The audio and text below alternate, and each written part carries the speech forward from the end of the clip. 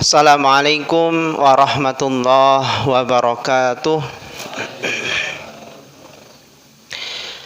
Alhamdulillahilladzi anzala sakinatan fi qulubil mu'minin wa anzala ma'ahul furqan linufarriqa bihi bainal haqqi wal batil wa bainal ma'ruf wa munkar wa hadana ila shiratal mustaqim. Wassalatu wassalamu ala nabiyyina Muhammad wa ala alihi wa ashabihi wa man tabi'ahum bi ihsanin ila yaumiddin. Jamaah pengajian Ahad pagi yang insyaallah dirahmati oleh Allah. Marilah pada kesempatan pagi hari ini kita bersama-sama memanjatkan rasa syukur kita kehadirat Allah Subhanahu wa taala yang telah memberikan kita kesempatan dan kesehatan sehingga kita bisa hadir di masjid ini untuk bersama-sama mengkaji ayat-ayat Allah dan hadis Rasulullah Sallallahu Alaihi Wasallam. Kita berharap kita termasuk orang-orang yang sebagaimana disabdakan oleh Rasulullah, majtama qaumun yatluna kitaballah majtama qaumun fi baitin min buyutillah yatluna kitaballah wa yatadarasunahu. Tidaklah ada sekelompok orang yang mereka itu duduk kemudian mereka saling mengkaji ayat-ayat Allah dan mempelajarinya, kecuali illa nazalat alaihimus sakinah, kecuali mereka itu akan mendapatkan ketenangan, wa ghasyiyatuhumur rahmah, dan akan diliputi dengan kasih sayang, wa hafathumul malaikah, dan juga akan didoakan oleh para malaikat, wa dzakarallahu fi man indah, dan orang-orang tersebut akan disebut oleh Allah atau akan disebut di sisi Allah Subhanahu wa taala. Artinya Bapak Ibu sekalian, kita berharap kepada Allah bagi kita yang hadir di majelis pagi hari ini termasuk orang-orang yang diberikan ketenangan di dalam hidupnya, kemudian orang-orang yang selalu didoakan kebaikan oleh para malaikat Allah, dan juga adanya rasa kasih sayang Allah yang diberikan kepada kita. Dan tentunya ketika kita sudah seperti itu, kita akan mudah dikenal oleh Allah Subhanahu wa taala. Kemudian salawat dan salam semoga tetap bercurah limpahkan kepada uswah hasanah kita, yaitu Nabi Muhammad sallallahu alaihi wasallam. Jamaah pengajian Ahad pagi yang insyaallah dirahmati oleh Allah. Tema pengajian kita pada pagi hari ini adalah nikmat terbaik dunia dan akhirat. Kira-kira nikmatipun nopo Bapak Ibu sekalian? Islam, sehat. Ya, ada lagi nggak yang tahu? Yang tahu tepat bisa boleh langsung pulang.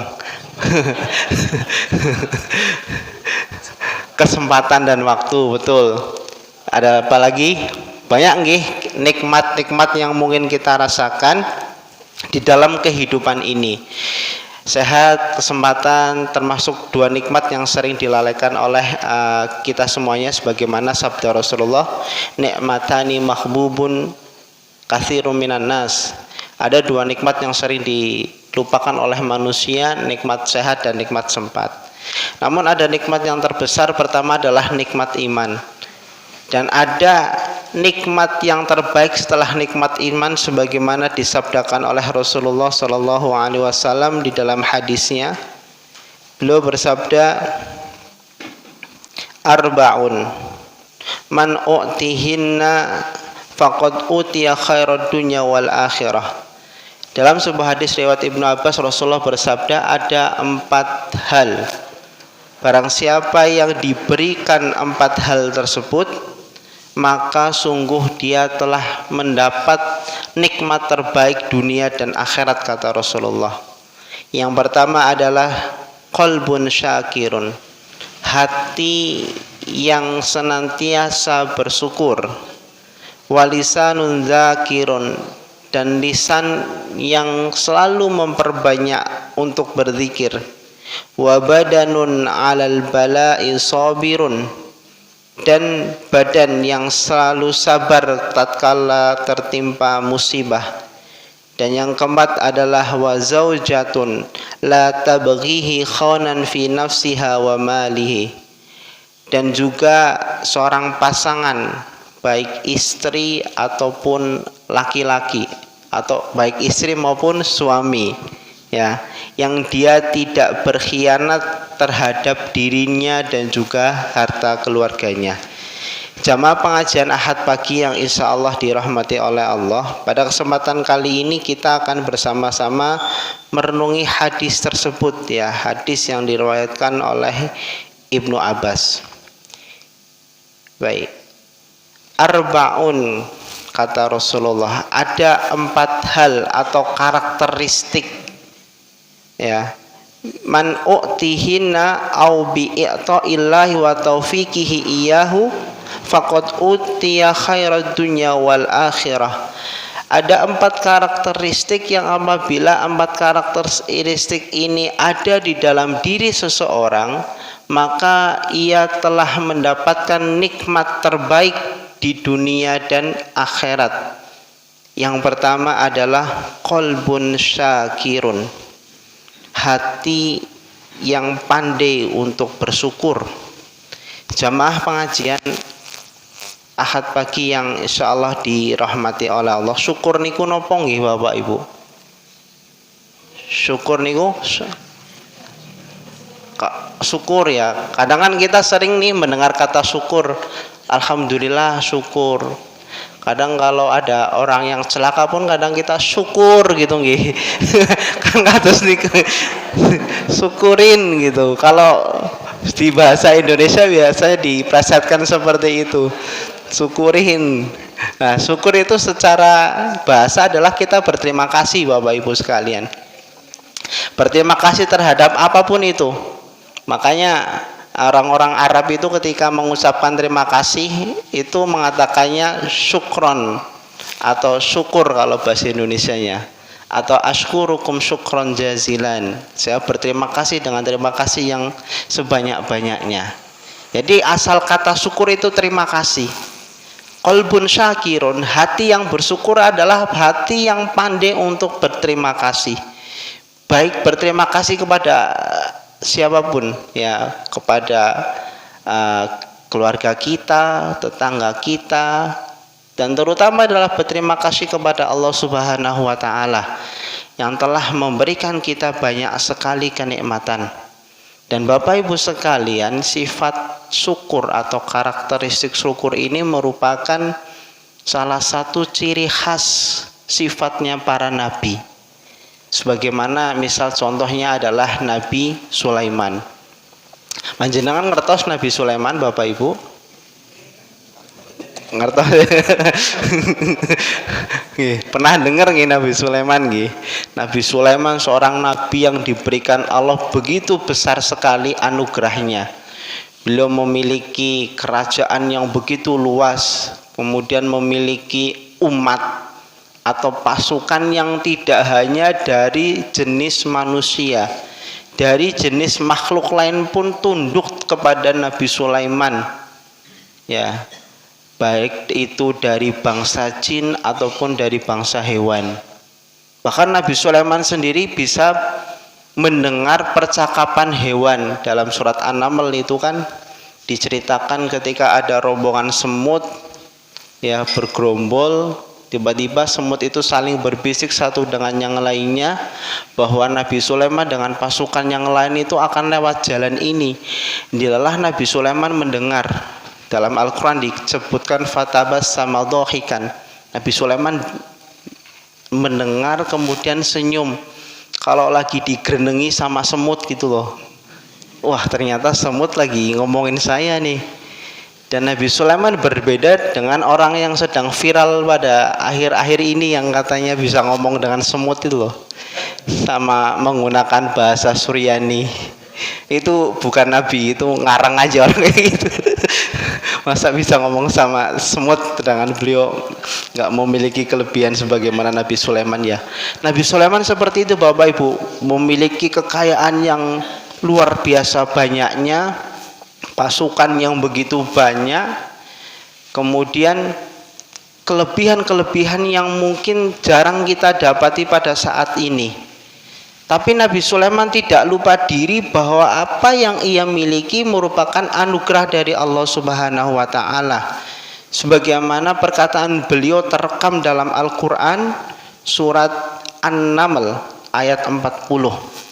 Nabi Sulaiman mengatakan, hadza min fadli rabbi liyabluwani aashkuru am akfur, bahwa segala anugerah yang saya miliki ini, kata Nabi Sulaiman, liyabluwani, tidak lain dan tidak bukan hanya untuk menguji saya, untuk mengujiku.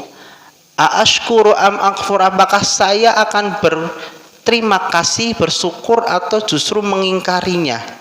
Faman syakara fa inna ma yashkuru li nafsi, maka barang siapa yang bersyukur dengan apa yang telah Allah berikan, sesungguhnya dia telah berterima kasih untuk dirinya, artinya dia telah beruntung.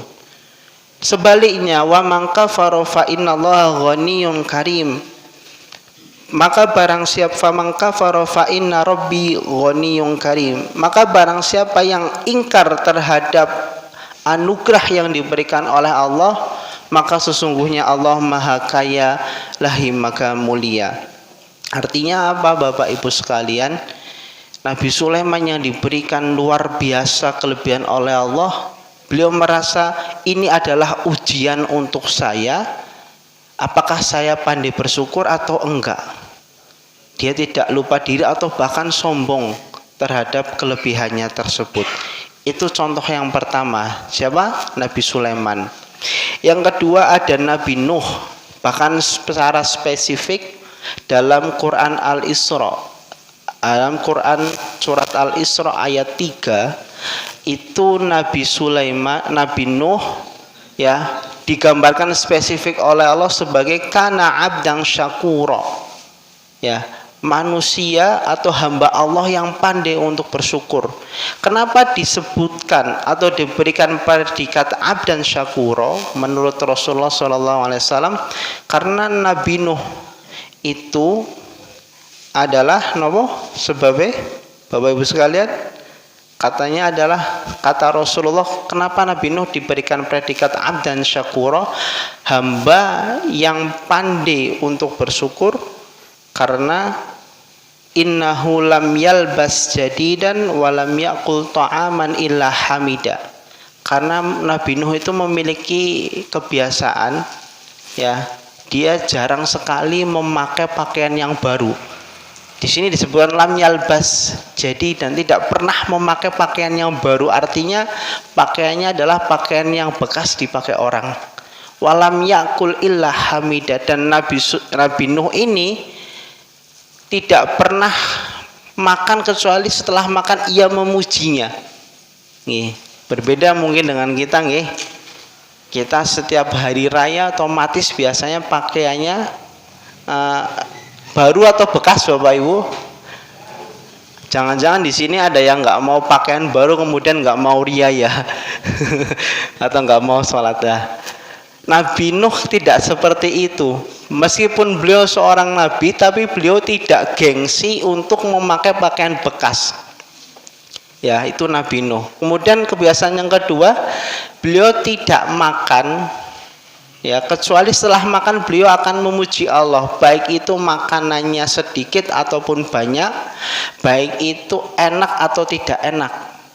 Ya, makanya dalam Islam itu dituntun ketika kita merasa menyukai makanan, maka ambillah makanan tersebut ala kadarnya saja, kemudian kita makan. Tapi ketika kita melihat makanan kok itu kurang serg untuk kita, maka lebih baik pripun? Dimakan saja atau dihujat? Enggak dihujat. Jadi ketika kita melihat makanan kok kita kurang suka, maka lebih baik kita ambil sedikit atau jangan mengambil. Ya, jangan mengambil makanan tersebut. Gitu nggih. Biar kita tidak memberikan perkataan-perkataan yang tidak baik terhadap makanan, karena segala makanan yang telah dihidangkan kepada kita adalah bagian dari rezeki kita. Jamaah pengajian Ahad pagi rahimani wa rahimakumullah. Itu contoh dua nabi. Terakhir contoh lagi adalah Rasulullah. Rasulullah Shallallahu Alaihi Wasallam mungkin kita kenal ya sebagai manusia yang dapat bimbingan dari Allah, dijamin masuk surga. Bahkan di dalam riwayat disebutkan bahwa Rasulullah adalah orang yang ditawari oleh Allah untuk masuk surganya pertama kali, tetapi Rasulullah ketika itu menolak dan meminta izin kepada Allah agar beliau masuk setelah umat-umatnya masuk, baru Rasulullah masuk. Setelah itu adalah masuk para nabi-nabi yang lain beserta umatnya. Namun Rasulullah SAW itu selalu berusaha bersyukur kepada Allah terhadap apa yang diberikan kepadanya. Bentuk kesyukuran Rasulullah adalah dengan cara memperbanyak sholat malam. Sehingga dalam suatu riwayat diceritakan oleh Aisyah radhiyallahu anha, istri Rasulullah sallallahu alaihi wasallam, ketika itu beliau sakit. Lalu Aisyah berharap ketika beliau sakit Rasulullah itu istirahat. Ternyata pada pertengahan malam beliau bangun untuk melaksanakan sholat tahajud, dan sholat tahajudnya itu tidak singkat nih Bapak Ibu, justru panjang. Ketika itu si istrinya itu heran, ya Rasulullah, kondisi jenengan itu sedang sakit, kenapa kok nggak istirahat gitu kan? Kalau kita kan tanpa diminta istirahat sudah istirahat sendiri nggih Bapak Ibu sekalian. Kalau kita sudah merasa pusing atau sakit perut atau apa, otomatis tanpa diminta untuk berhenti, kita berhenti sendiri untuk istirahat. Nah Rasulullah itu tidak, malam harinya bangun sampai Aisyah heran. Lalu Rasulullah mengatakan, wahai Aisyah, bukankah boleh saya merasa bersyukur kepada Allah terhadap apa yang telah Allah berikan kepada kami, kepada saya gitu. Lalu Aisyah memakluminya. Itulah betapa kita melihat sejarah para nabi itu, mereka pandai sekali untuk bersyukur terhadap nikmat yang diberikan kepada kita. Dan kita tentunya yang jauh dari keutamaan-keutamaan para nabi, seyogyanya berusaha untuk menghadirkan hati yang bersyukur itu nggih. Tadi bersyukur apa artinya Bapak Ibu? Berterima kasih. Berterima kasih terhadap apa yang Allah berikan kepada kita, baik itu berupa kesehatan, kesempatan, harta yang sedikit dan banyak.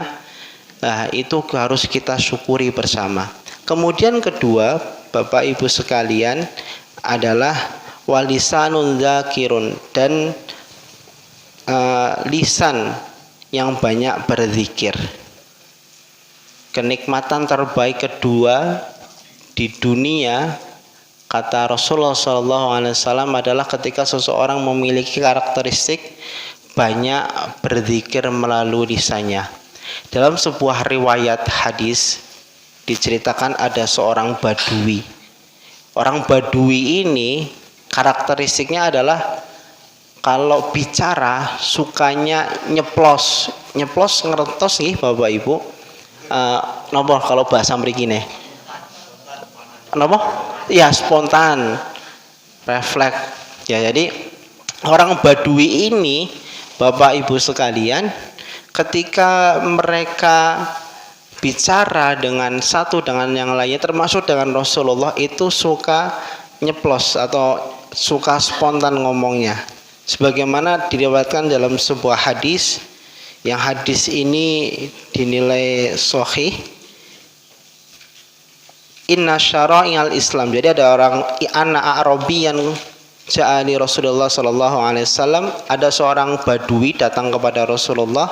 Kemudian orang ini bertanya, ya Rasulullah, inna syara'il Islami qad kathurat alayya. Sesungguhnya syariat Islam itu sudah banyak banget yang dibebankan kepada saya. Kurang lebih seperti itu. Fa'ambi'ni minha bisyai'in atashabbat bih. Maka berikanlah berikanlah sesuatu pegangan atau satu pegangan yang khusus yang bisa saya berpegang teguh dengannya. Karena saya bingung ini syariat Islam banyak banget. Gitulah kata Rasulullah SAW kepada orang badui tersebut, la yazalu lisanuka radban min dzikrillah. bahwa hendaklah engkau selalu berpegang teguh dengan berzikir kepada Allah, atau basahilah lisanmu untuk selalu berpegang teguh berzikir kepada Allah Subhanahu wa taala. Bahkan dalam hadis yang lain ditegaskan oleh Rasulullah bahwa janganlah engkau mati kecuali lidahmu dalam keadaan basah karena berzikir kepada Allah Subhanahu wa taala. Sebagai penegas dari pertanyaannya orang Badui tadi. Ya, orang Badui, orang yang jauh dari umumnya kehidupan. Semisal kita hidup di sini ya, banyak orang normal. Orang Badui itu hidupnya di samping Gunung Merapi mungkin. Maksudnya Gunung Merapi itu bukan sini ya, dekat di perhutanan gitu. Jarang hidup ngembul bersama manusia pada umumnya. Nah itu tanya kepada Rasulullah. Rasulullah, syarat Islam itu banyak banget. Kemudian berikanlah satu nasihat agar saya bisa fokus kepada nasihat tersebut di dalam menjalankannya. Lalu Rasulullah itu mengatakan, basahilah lidahmu dengan berzikir kepada Allah.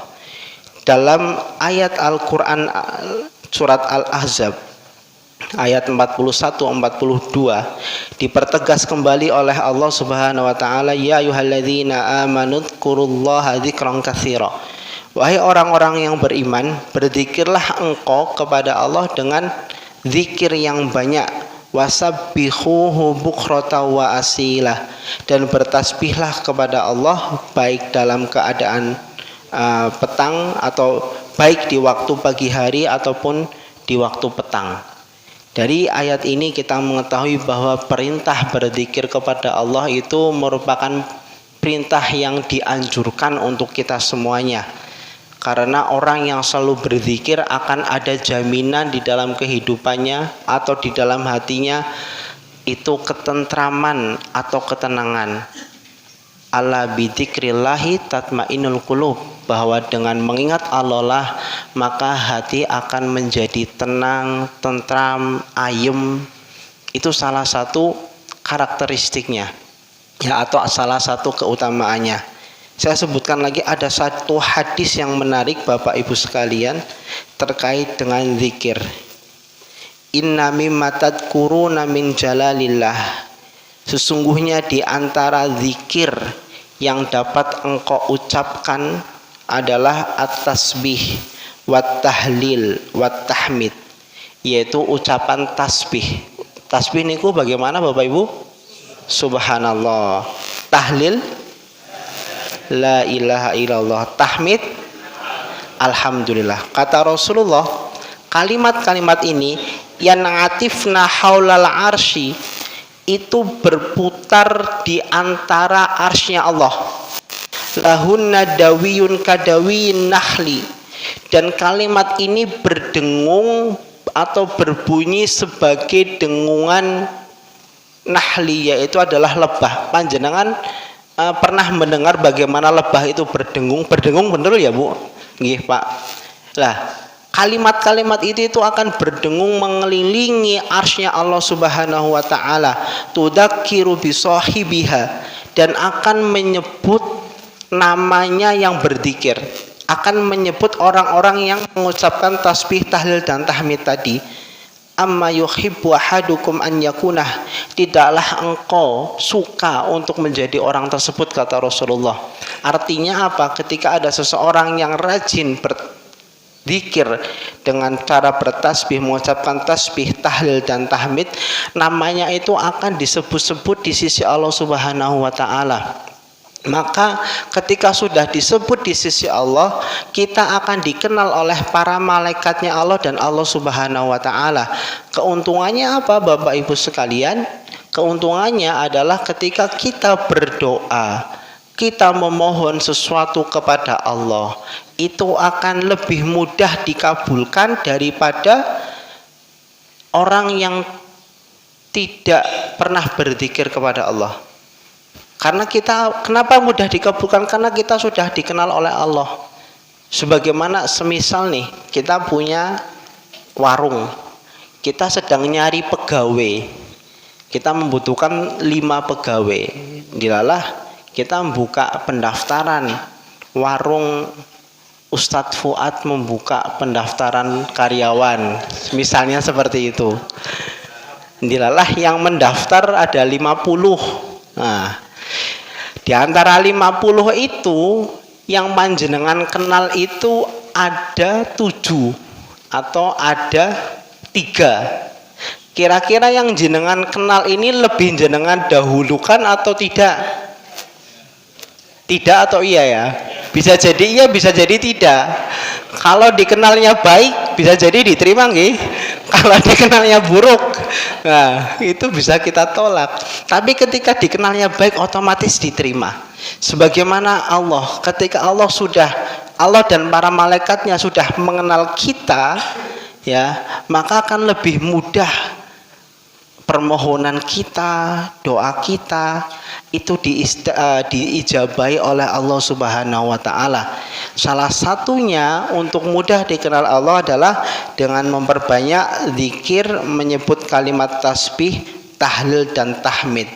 Ya, kita basahi kita basahi lisan kita dengan kalimat-kalimat tersebut.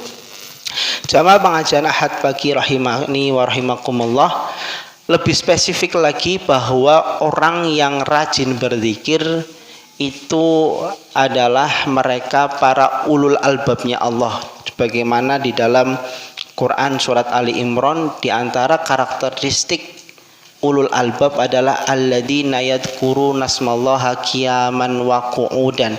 Mereka adalah orang-orang yang selalu berzikir kepada Allah dalam keadaan berdiri ataupun duduk. Yadhkurunallaha qiyaman wa qu'udan wa ala junubihim, dan dalam keadaan sedang tiduran atau santai-santai. Mereka selalu mengingat Allah, sehingga apa? Mereka pantas mendapatkan predikat ulul albab. Masyarul muslimin rahimani wa rahimakumullah. Nikmat yang ketiga setelah lisan berzikir adalah nikmat seseorang yang bersabar ketika ia ditimpa musibah. Kita tidak mengetahui nggih Bapak Ibu sekalian bahwa adanya musibah ataupun ujian di dalam kehidupan ini itu sudah ditetapkan kepada kita. Kita tidak tahu kapan itu datang. Ya. Kalau kita tahu bahwa musibah itu akan datang pada jam 7, misal kita sudah tahu akan tabrakan jam setengah 7, maka bisa jadi jam 6 kita nggak akan keluar rumah. Cuman kan dalam Islam kita atau dalam kehidupan ini kita tidak diberitahu sesuatu hal yang masih gaib, termasuk masalah musibah ini. Kita hanya diperintah oleh Allah agar senantiasa bersabar ketika sedang tertimpa ujian ataupun musibah. Ya. Masyaallah muslimin wal muslimat rahimani wa rahimakumullah. Sebab ketika kita bersabar justru itu akan menjadi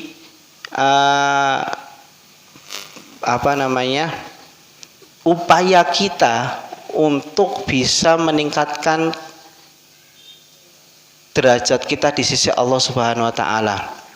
Bagaimana Allah berfirman dalam surat Al-Mulk, ya alladzi khalaqal mauta wal hayata liyabluwakum ayyukum ahsanu amala, bahwa tidak ada ujian yang datang kepada kita semuanya kecuali itu untuk menguji kita. Tidak ada musibah ataupun yang datang kepada kita semuanya kecuali itu untuk menguji kita, bahwa siapakah di antara kita yang terbaik di sisi Allah Subhanahu wa taala dalam menyikapi ujian tersebut. Dan segala ujian ketika kita sikapi itu dengan baik, maka ada nilai pahalanya di situ Bapak Ibu sekalian. Ya, segala ujian, termasuk dalam sebuah hadis diceritakan ketika seseorang berjalan di sebuah perjalanan lalu ia terkena tusukan duri, maka tidak lain bahwa tusukan duri yang menusuk kita itu bisa menghapus dosa-dosa kita. Ya, hanya tusukan duri. Begitu juga mungkin yang lebih besar dari tusukan duri ataupun apapun itu yang menimpa kita, ketika kita bersabar menyikapinya, maka kita akan diberikan pahala dan dihapuskan dosa-dosa kita. dalam Jawa itu ada filsafat sangkan paraning dumadi nggih. Kita tahu itu semuanya bahwa kita asalnya dari mana, kemudian setelah wafat kita mau kemana. Dalam Islam pun seperti itu, innalillahi wa inna ilaihi rajiun, bahwa sesungguhnya kita ini milik Allah, dan apa yang kita miliki itu seyogyanya adalah milik Allah, yang semuanya akan dikembalikan kepada Allah. Dan ketika kita memiliki hal-hal tersebut, kita akan diuji oleh Allah bagaimana kita menyikapinya atau memberdaya gunakannya. Ketika kita gunakan hal-hal tersebut dalam kebaikan, maka kita akan mendapatkan kebaikan juga. Sebaliknya, ketika kita diberikan nikmat yang besar atau musibah yang besar, ya, tapi kita justru malah menyelewengkannya, maka sebaliknya keburukan atau ketidakbaikan yang akan kita dapatkan. Oleh sebab itu kita di dalam kehidupan ini harus berusaha sebaik mungkin memanfaatkan hal tersebut. Termasuk kembali lagi tadi masalah bersabar. Secara garis besar menurut ulama itu sabar ada 3 nih Bapak Ibu. Pertama, sabar ketika tertimpa musibah. Kedua, sabar ketika menahan diri dari melakukan maksiat. Ketiga, bersabar ketika betul. Bersabar ketika menjalani ketaatan. Nah, secara garis besar ada 3 nih, Bu. Bersabar ketika mendapat musibah, menahan untuk tidak bermaksiat, kemudian yang ketiga adalah bersabar di dalam menjalankan ketaatan. Ketika orang itu sudah melakukan dan memiliki karakteristik sabar, kata Rasulullah, maka sesungguhnya dia sudah patut untuk mendapatkan kenikmatan terbaik dari dunia dan juga akhirat. Bapak Ibu sekalian rahimani wa rahimakumullah. Jadi ujian lagi-lagi ya, ujian yang menimpa kita itu ada perhitungannya oleh Allah.